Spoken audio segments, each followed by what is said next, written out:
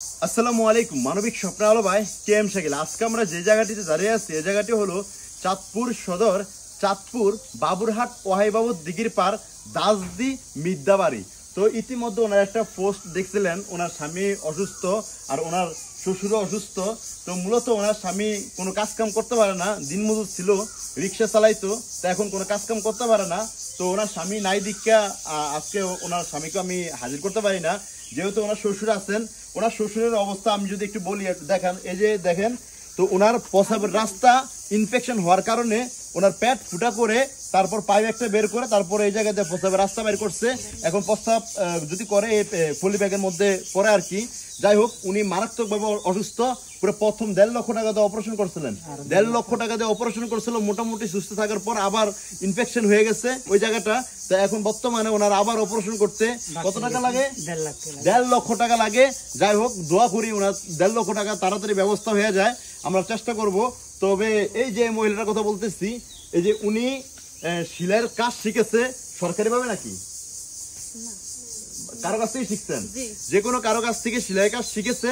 তো এখন বর্তমানে টাকার জন্য সেলাই কাজ করতে পারে না, সেলাই মেশিন চালাতে পারে না। তো যেহেতু স্বামী অসুস্থ, শ্বশুর অসুস্থ, ঘরে আয় রোজগার করার মতো বর্তমানে কেউ নাই। এখন বর্তমানে শুধু উনি সুস্থ আছে মোটামুটি। তবে ওনার যদি একটা সেলাই মেশিন হয় তাহলে উনি ওনার সংসারটাকে আরো সুন্দরভাবে গোছাতে পারবে। তো যাই হোক, দেখতেই পারতেছে ওনার একটা ছোট ছেলে আছে, তার একটা মেয়েও আছে। তবে এই ছেলে এবং এই মেয়েটার দিকে তাকিয়ে আপনারা আমাকে অনেকে অনেক কথাই বলেছেন বা আমাকে কল দিয়ে ওনাদের বিষয়ে জানতেও চেয়েছেন। অনেকে বলছেন সেলাই মেশিন দিবেন, আর অনেকে বলছেন কয়েকদিনের ভিতরে দিবেন। আমি বলছি ভাই, যে আগে সেলাই মেশিনটা দিবে তারটাই আমি অ্যাকসেপ্ট করব, তারটাই আমি দেওয়ার চেষ্টা করব। তবে আমার একটা ভাই মাহিন ভাই সিলেট থেকে, তো ভাইয়ের স্পন্সরেই ওই ভাইয়ের স্পন্সরে আজকে আমরা সেলাই মেশিনটি দিয়েছি। তবে আজকের এই সেলাই মেশিনটি স্পন্সর করছে আমার একজন প্রিয় ভাই, উনি সম্ভবত প্রবাস থাকে, বর্তমানে আছেন সিলেটে মেবি। ওনার নাম হলো মাহিন ভাই। তো মাহিন ভাইয়ের জন্য আপনারা সবাই দোয়া করবেন। এই মাহিন ভাই আপনাকে সেলাই মেশিন দিয়েছে, ভাইয়ের জন্য দোয়া করবেন। তো ভাই যাক মাশাআল্লাহ, ভাইয়ের জন্য সবসময় দোয়া করবেন, নামাজ পড়বেন, 5 ওয়াক্ত নামাজ করবেন, পর্দা করবেন, ঠিক আছে, নামাজ কালাম করে দোয়া করবেন। উনি কিন্তু অসুস্থ থাকার পরেও উনি নামাজ কালাম ছাড়ে না। যাক আল্লাহ তাআলা আমাদের আমরা যারা সুস্থ থাকি আমরা অনেকে নামাজ কালাম পড়তেও চাই না, অনেক অলস আমরা জন্ম নিয়েছি, আমাদের সবারই কিন্তু অলস আছে, অলসের কারণে আমরা নামাজও পড়তে পারি না ঠিক মতন। তবে আল্লাহ তাআলা আমাদের হেদায়েত দান করুক, আমরা সবসময় আমরা দোয়া করি, সবসময় আপনারাও দোয়া করবেন আল্লাহ তাআলা যেন আমাদেরকে হেদায়েত দান করে, আমরা যেন 5 ওয়াক্ত নামাজ কালাম জামাতের সাথে পড়তে পারি। অনেকে আছেন সুস্থ থাকার পরেও কিন্তু রোজাও রাখেন না, নামাজও পড়েন না। কিন্তু অনেক মানুষ আছেন মারাত্মকভাবে অসুস্থ, তারা রোজাও রাখে, নামাজও রাখে, তারা অসুস্থ হয়েও আল্লাহ তাআলাকে ভুলে না।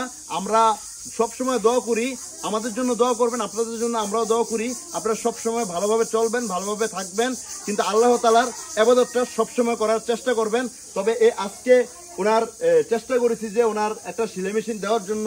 তবে চেষ্টা করব আমরা পাশাপাশি ওনার চিকিৎসার টাকাটাও জোগাড় করার জন্য। তবে 1.5 লক্ষ টাকা হলেই তো আপনার চিকিৎসাটা হয়ে যায় না?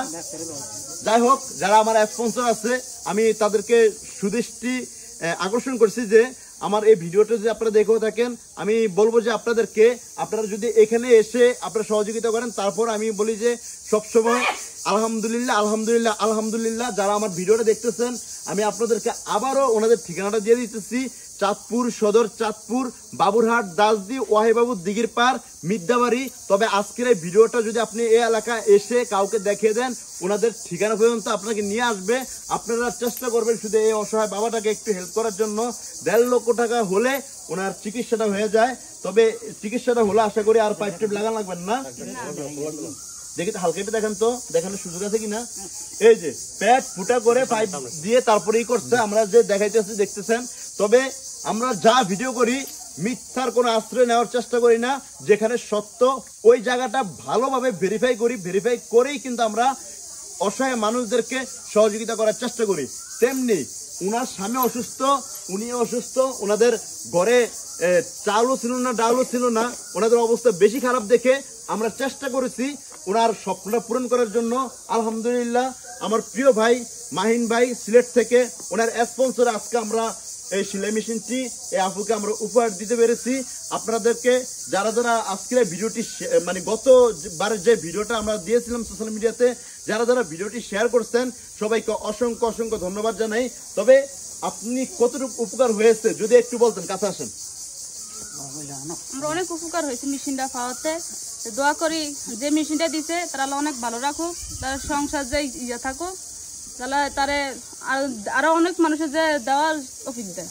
আচ্ছা, যাই হোক, আপনি আপনার অনুভূতি কি, যে সেলাই মেশিনটা পাইছেন আপনার পোলার বোর জন্য, অনুভূতি কি বলেন? আলহামদুলিল্লাহ, আমি শুক্রিয়া।